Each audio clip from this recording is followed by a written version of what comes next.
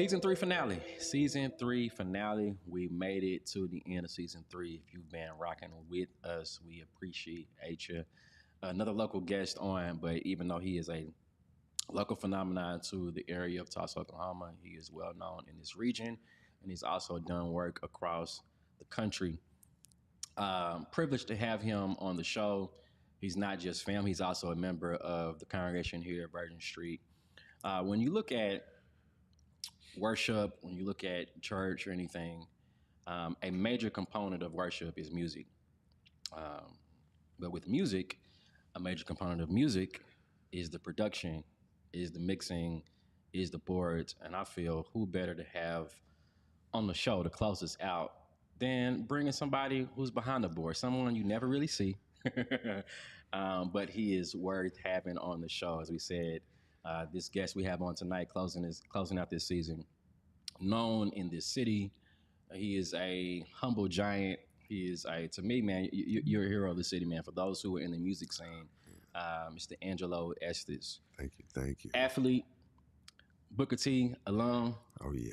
Yeah. Go Hornets, Hornets theme. Yeah. It's a Hornet thing you wouldn't understand. Oh, all that, man, man. come on. But yeah, it's a blessing to have Angelo on with us. We're not gonna waste no more time. We'll jump into his life, what he does for a living, how that affects his life here in a minute. Let's hop into the show, y'all. Let's go.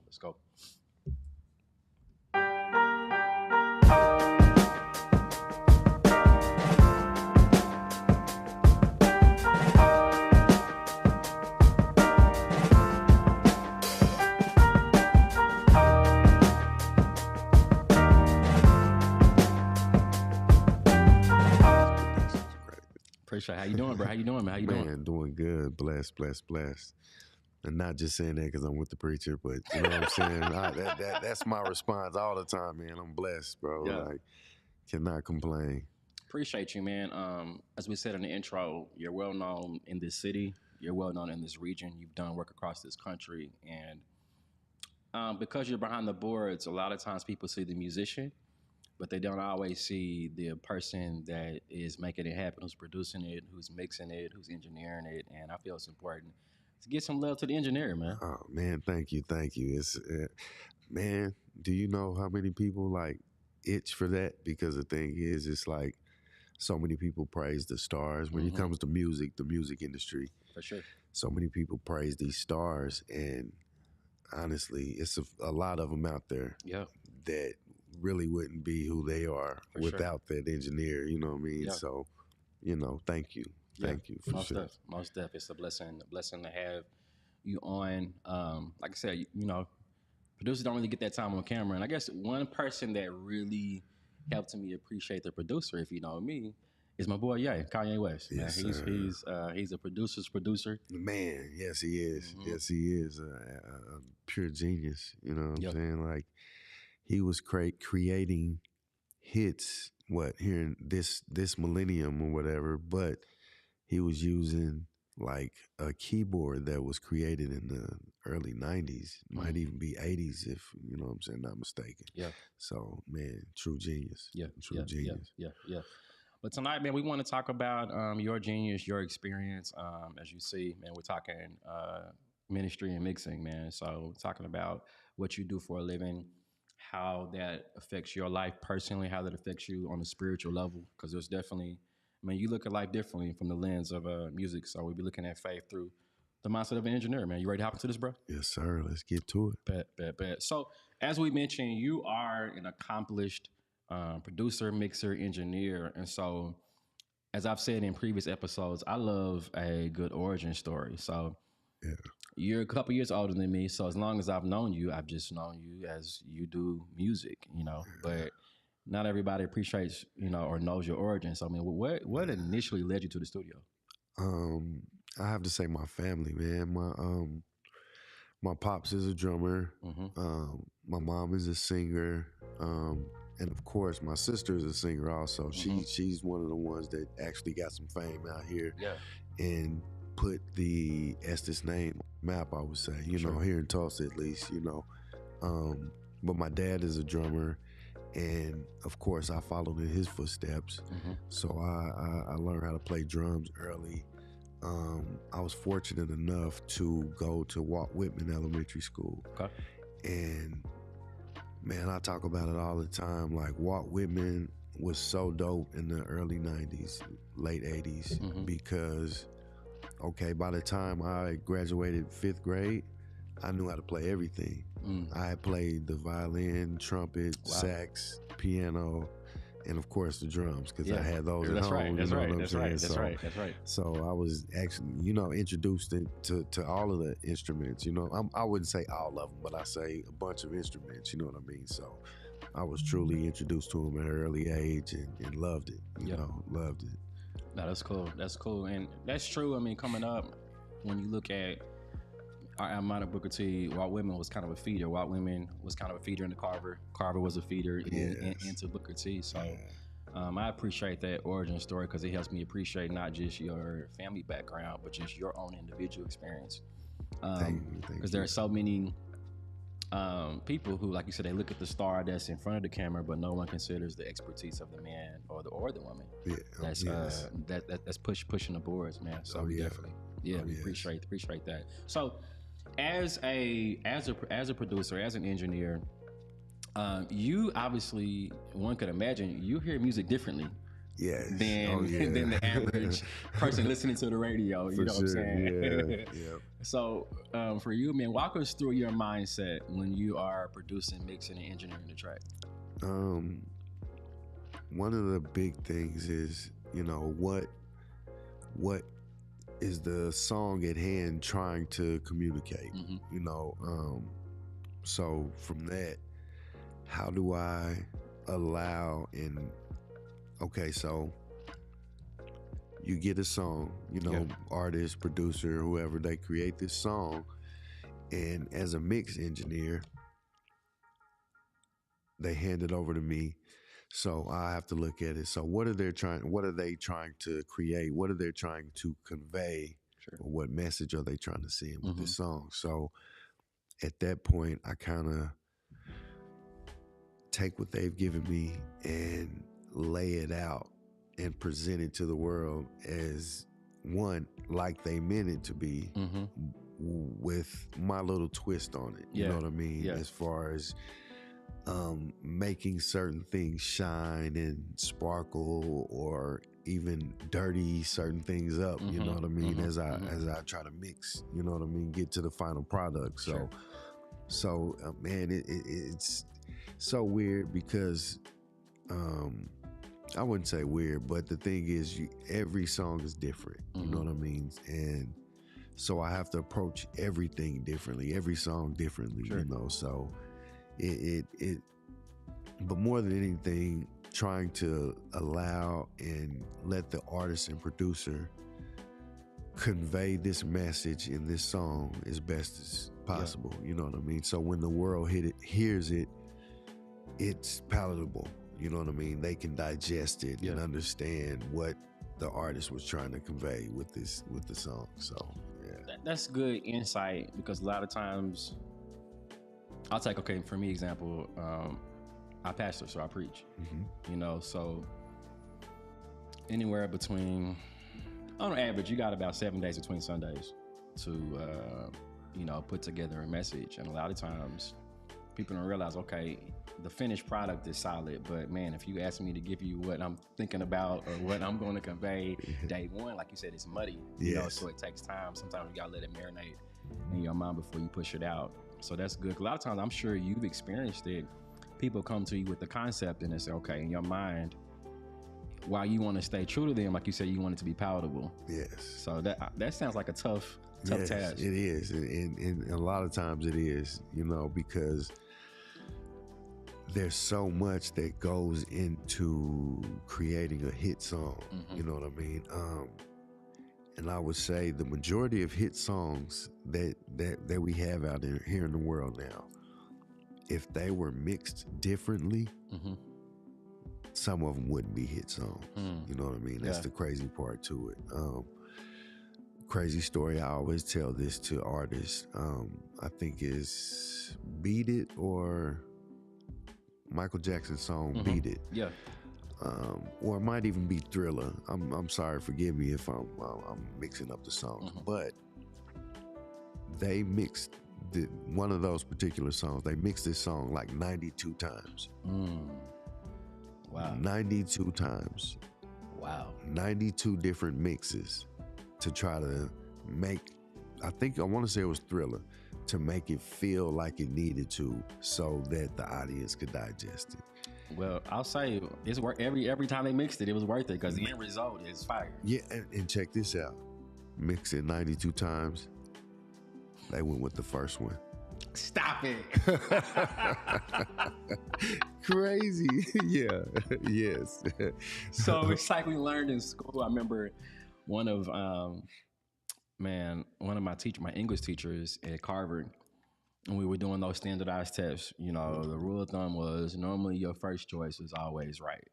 You know, so that's what happened with that particular track. Yes. That's what's up. We got some love coming in from the chat. One of my preacher buddies from Southwestern, he said, music head. He's a music head. He said, Vince Ford, organization is the biggest part of creation. Even writing raps, it got to flow. Oh yes, for sure, exactly. For sure. He said, man, the mix and production is key. Oh for man. Sure. Key. And he said 92 mixes, but over 10 million sold. So it was worth it. Yeah, it was worth it. It was worth it. It was worth it. Truly worth it. Appreciate that love, Vince. And that's cool. We appreciate y'all hopping on because if you local in Tulsa, it's a big game going on tonight with the Thunder and the Cavaliers. So we didn't get them the first time. So I think we 60-41 right now. So go Thunder. Thunder up, baby. What's exactly. Yeah, we got a squad this year too. For sure. Yeah. For sure. Yeah. No, that's cool, man. Speaking of fire tracks, man. Anyone who is local, there was a local album that was put out that represented not just Tulsans, but it represented the controversial history, but also the beautiful history of Tulsa with the 1921 race massacre. Yes. Album Fire in Little Africa. And from what I understand, there were some greats artists that were on that album, but also you were one of the few engineers that were blessed to be a part of that album, man. Walk us through that experience and just the honor of being a part of that awesome project, man. Oh man. Yes, that was truly an honor. It was fun. Like it was truly fun to record that album, record certain songs on that album. And because please forgive me, Tulsa. I want to say we had like 50 artists and about 20 something producers. Yeah. And also we recorded that album in like a weekend. Wow. The weekend that COVID first hit was that weekend. You know, it was crazy because we record. Let me think. I had a studio downtown. We used my building. We recorded at Greenwood Cultural Center, and the Skyline Mansion. Yeah. Also known as the Brady Mansion. Yep. So we had those places locked down. We recorded for all those days. We recorded, I want to say like 60 something songs. And we had to narrow it down to 21 songs, you know? So going through that process, hearing all the great songs we had, and there was a ton of them that didn't make the album, but you know, we finally got to that 21 that made the album.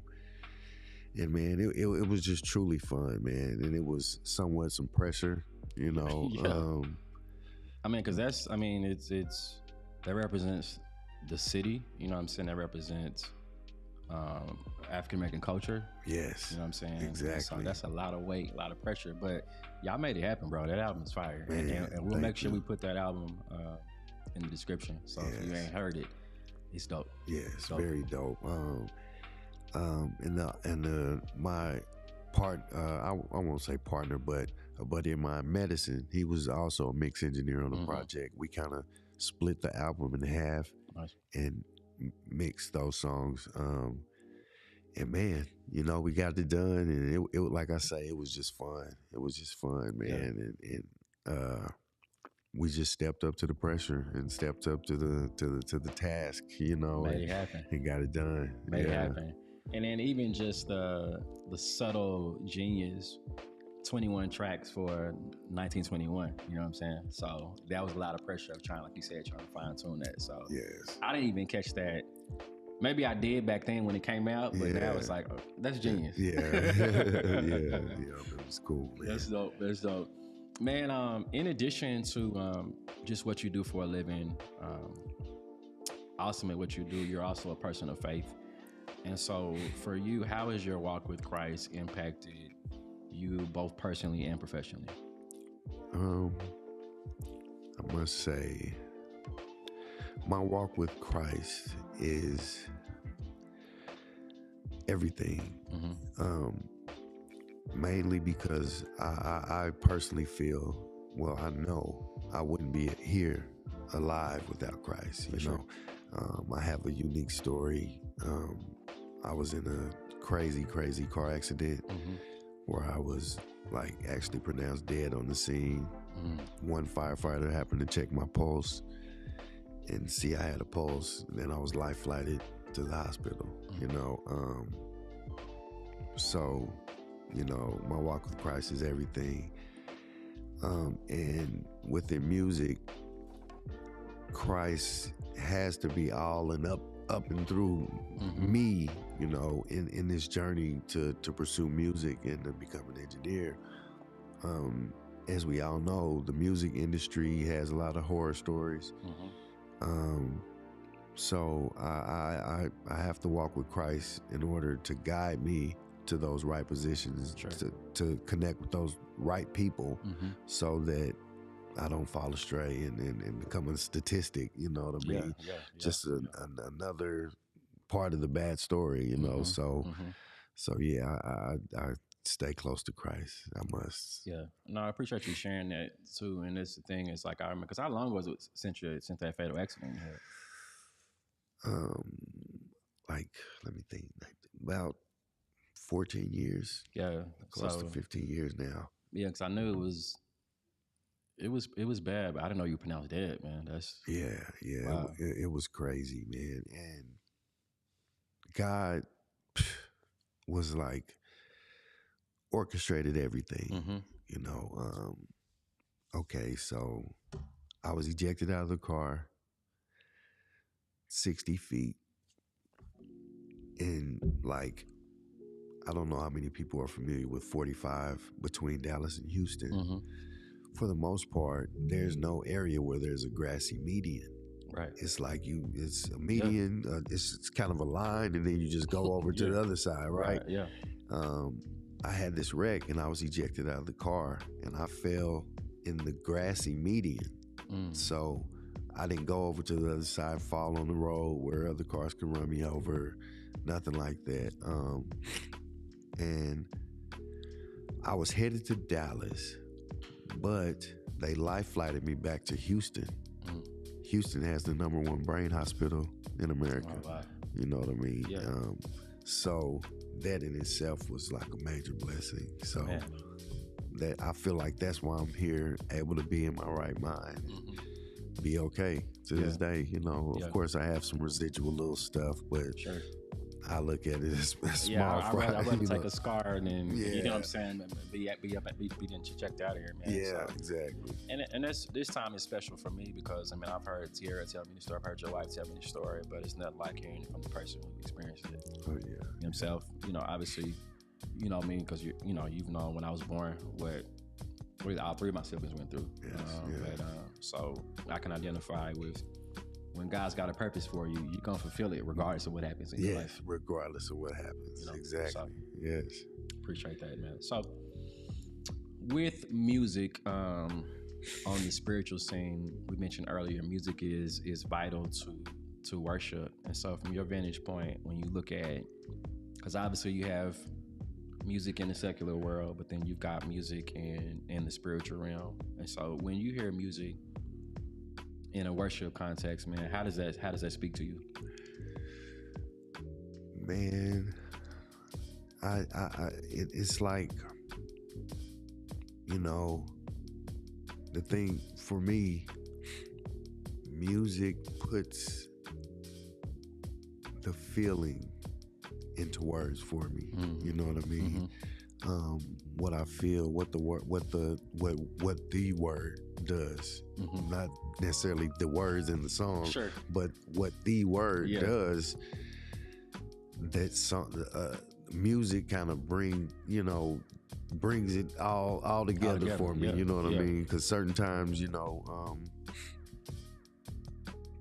not necessarily you, but certain preachers, and sometimes just the word, the Bible, can kind of go over your head. You know what I mean? If you're not well versed in the Bible and how things are stated, but the music kind of brings that understanding to you. You know what I mean? So that's how it plays for me. That's how I feel about it, I would say. No, that's good. And that's important. One of the things I love hearing as an orator of God's word, a teacher of God's word, is man, you put it in such simple terms where even a child can understand it. It's important because especially now, man, and I've said in previous episodes, man,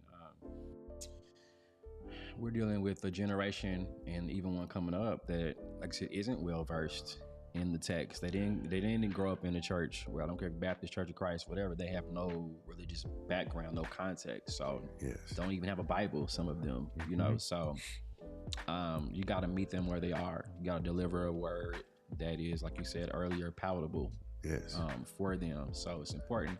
And then also when you look at worship, there are many facets of it. I mean, acts that we commit. Obviously, you got prayer, the Word of God, Lord's, communion, offering, things like that. But two of the major components that are done the most are preaching and singing. Yes, exactly. You know what I'm saying? So, there's a saying that I heard musically that kind of speaks to what you were saying, and it said, "When words fail, music speaks."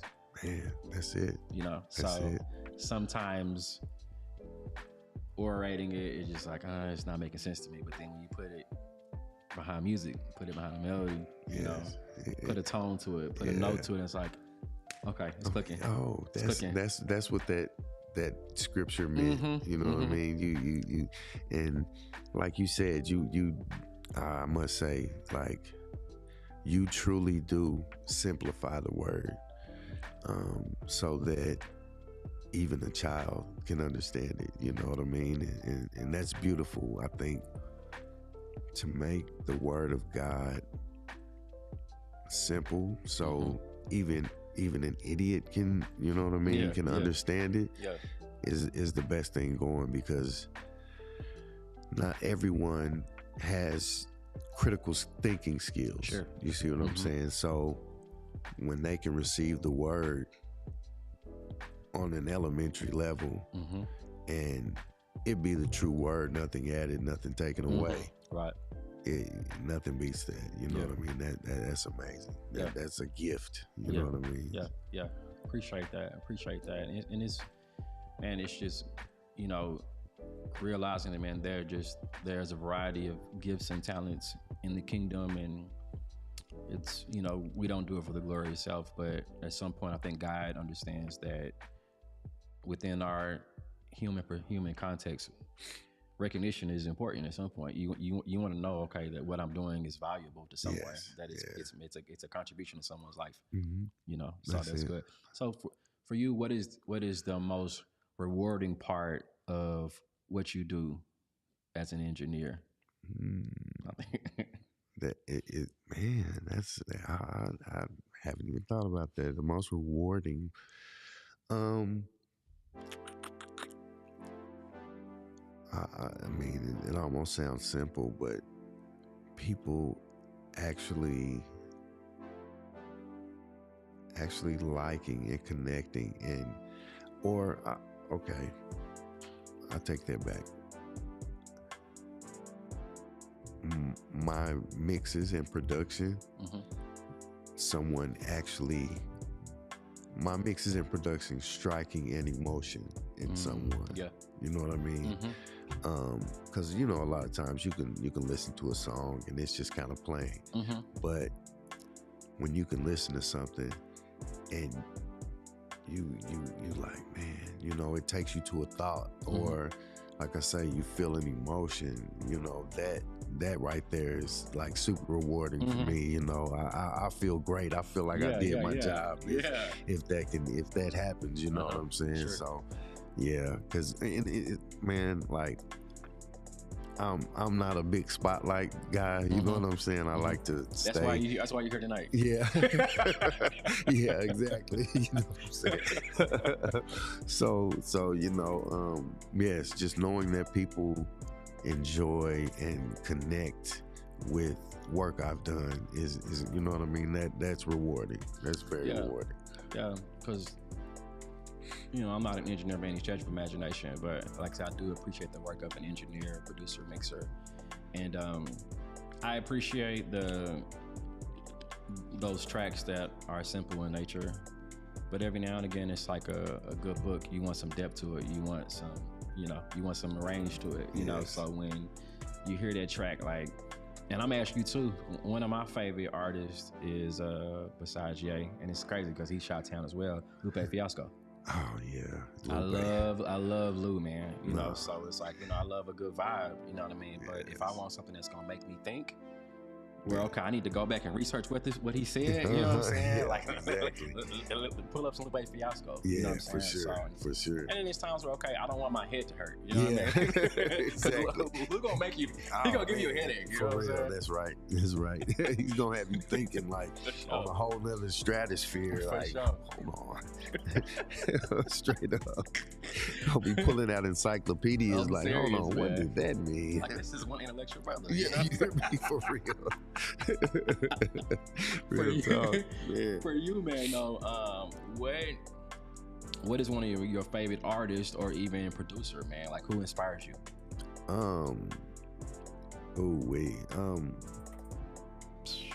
Warren Campbell. Okay. Warren Campbell is major inspiration for me, man. Like, you know, one, he's I would say he's family. You know what I'm saying? When my sister signed her record deal, he was just a young kid, just kind of getting his feet wet in the industry. He had some work previous to her, but I'm saying, like, when my sister entered the industry, they handed her to Warren Campbell. And Warren Campbell is an amazing musician by far. But one, he's a follower of Christ. He's a family man. And now he's a preacher as well. You know what I mean? So being able to see a godly man be successful in the crazy music industry was like, oh man, okay, now that's inspirational. Yes, that's inspirational. That's that's someone I can follow. You know what I mean? And so yeah, that he's definitely my North Star per se, you know, in what I do. That's for sure. No, that's a really good way to put it. Like you said, it is a crazy industry. It's real muddy. It can get those waters can get real murky. So it's good to know that. Of course, you got the Word of God. You have the Holy Spirit guiding you, but it is good to have a physical, you know, being someone that you can look up to, follow something where you can point and say, okay, hey, that's the way. You know what I'm saying? I want to do it in my own way. So that's cool. That's cool. That's cool. Sure. While you follow Warren, so let me ask you this too. So you brought up your sister. Have you guys ever done any work together? Have you ever engineered and mixed for her? I haven't done any mix work for her. Okay. But we, you know, over the years, we've done a few songs together. That's cool. You know what I'm saying? So yeah, I've definitely did some production for her. Yeah. Nice. And what's so crazy, like maybe last month, my dad found a CD at the house with a couple of songs that we did like years ago. Cool. So yeah, it's cool. It's pretty neat. Yeah, I mean that's important because those are keepsakes, man. You know, those are memories. You know, as you get older and gray, we were talking about that earlier. You know, you still have those memories to hold on to that keep you connected. I know one of the things that my mom told me, and she would tell us often, but of course as we got older, she always tell me, you know, I raised you guys close, you know, stay together, you know what I'm saying? And so to have that keepsake between the two of you. You know what I'm saying? Siblings, that's golden, man. That's what's up. Definitely. So you talked about following Warren, but the reality is, whether you know it or not, there are others who aspire to follow you. And so, being that the music industry is so vast, if one was starting from the ground up, what would be your advice to them?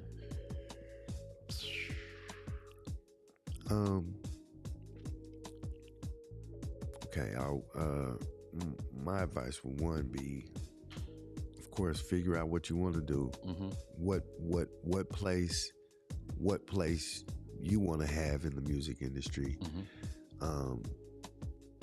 And find your North Star.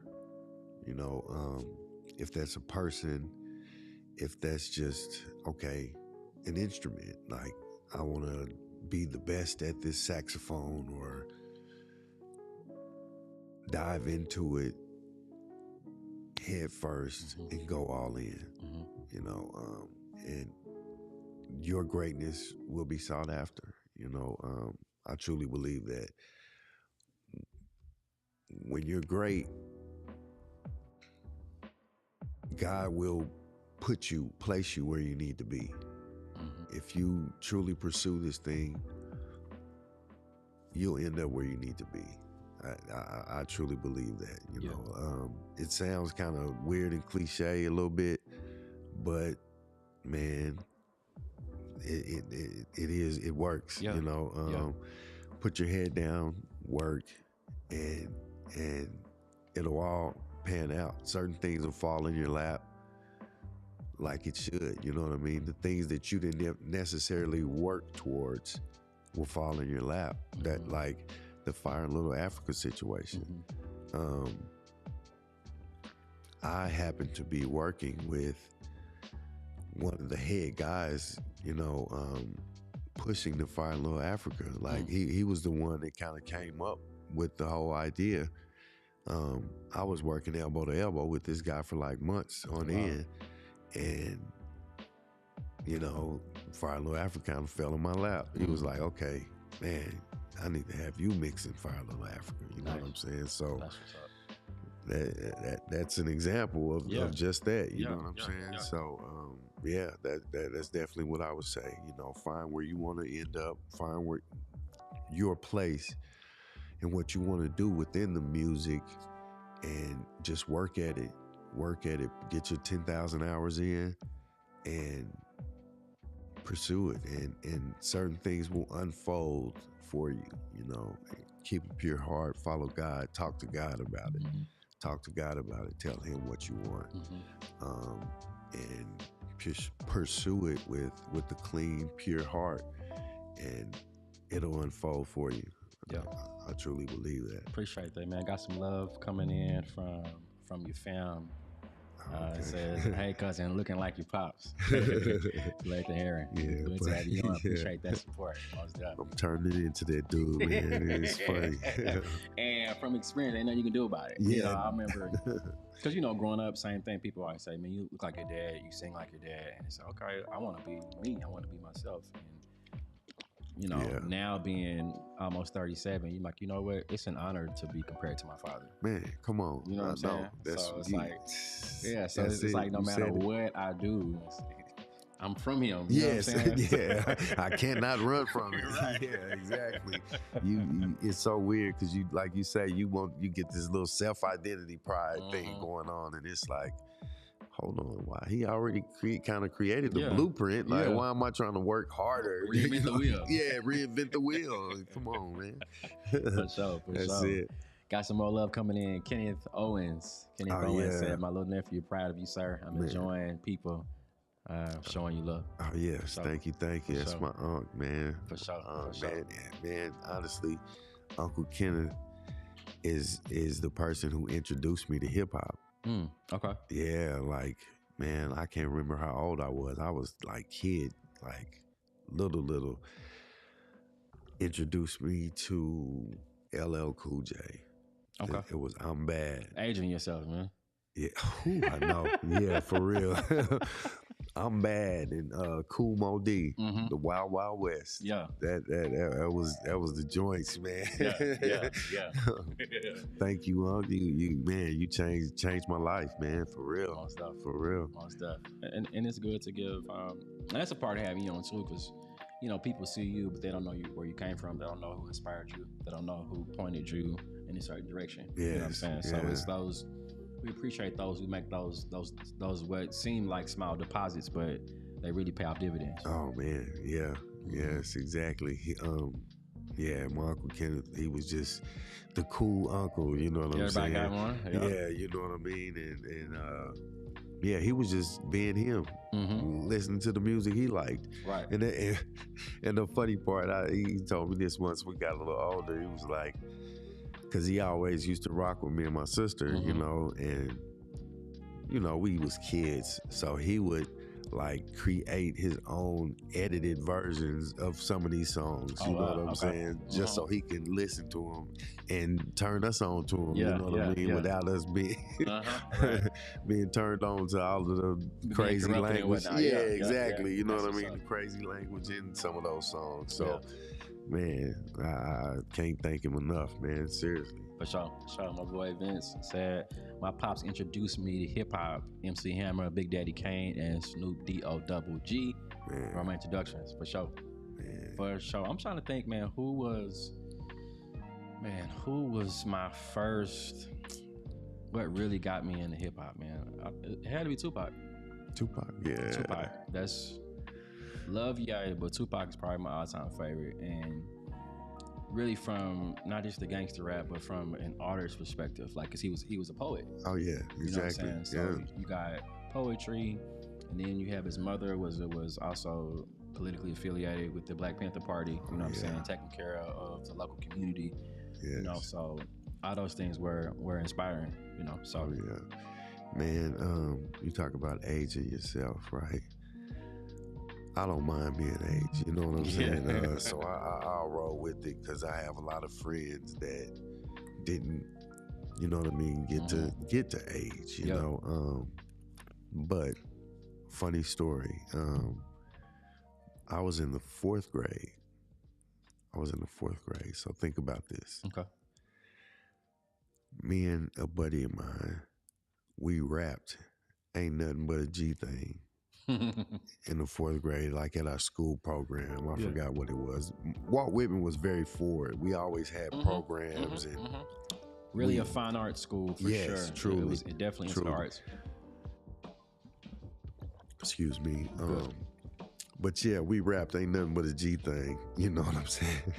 And that's just so hilarious to me. You know what I'm saying? That or the faculty would even let us rap it, you know what I'm saying? Like they gave y'all some leash for sure. Yeah, they did. I thank them for it because they man, Walt Whitman was the best thing cooking, man. It truly was, man. The freedom we had, just the musically what they turned us on to, what they allowed us to do. Like, man, I love classical music now. Yeah. Because of Walt Whitman, you know what I mean? Miss Crutcher was my piano teacher at Walt Whitman, but then I took piano lessons from Miss Crutcher outside of school also. Okay. So, man, it was just amazing. It was amazing.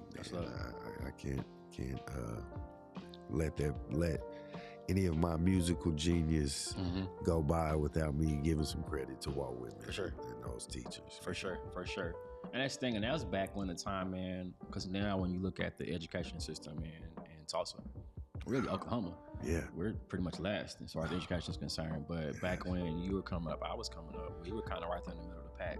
Yes. You know, so it was, man, it was back when the time, because obviously my mom was a retired principal. My dad, I think, you know, shout out to my pops. I think he said this is last year, so we're gonna pray him into retirement. He be going strong with the kiddos, man. But it was, you know, back in, you know, when we were coming up as kids, to be an educator, you had to really go through some hoops. You know what I'm saying? You had to really make sure you were degree certified, all that, to be a teacher in Oklahoma, and to see how how low we've dropped as far as our ratings are concerned is very troubling. Man, Very, very troubling. I think the teachers, when we were growing up, cared, and that's what they wanted to do. Man, yes, the teachers cared. Like they actually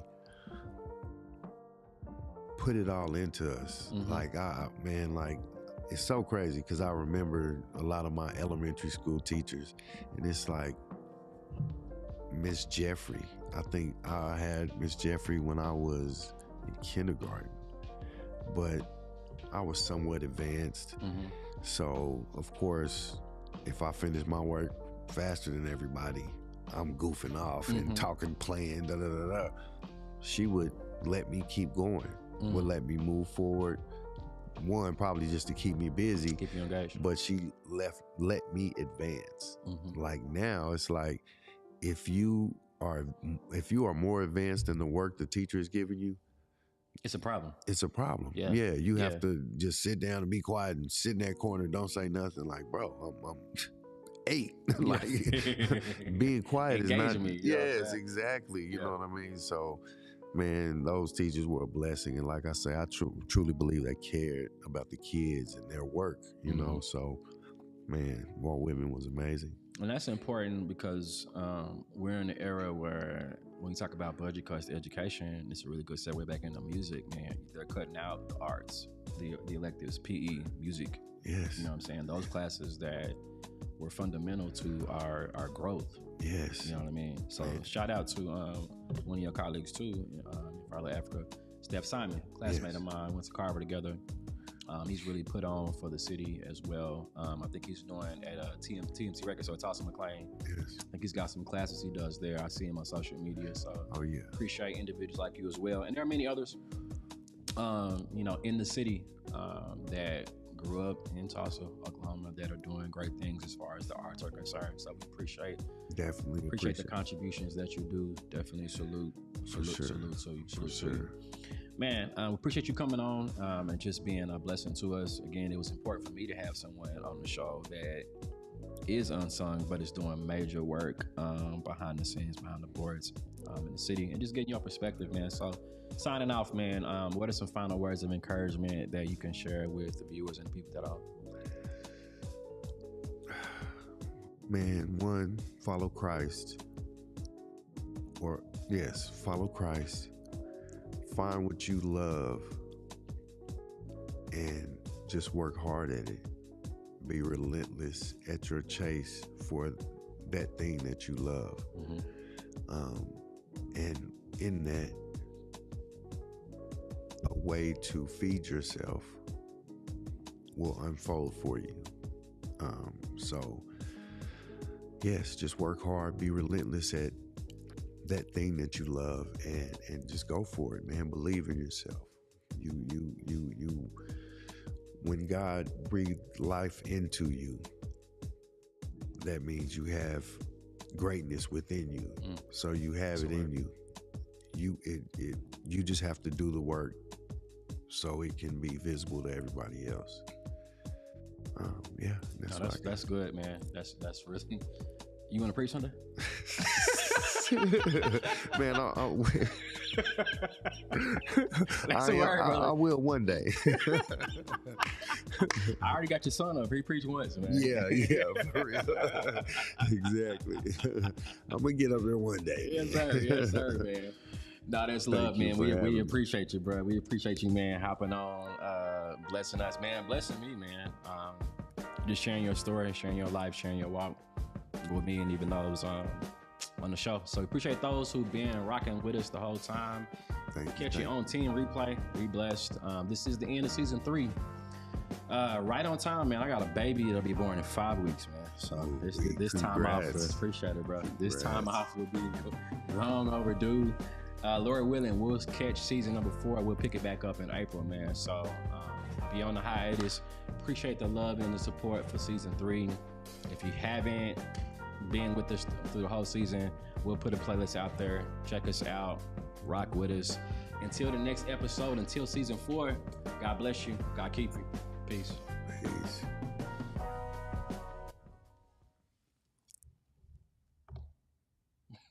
Peace. For real this time.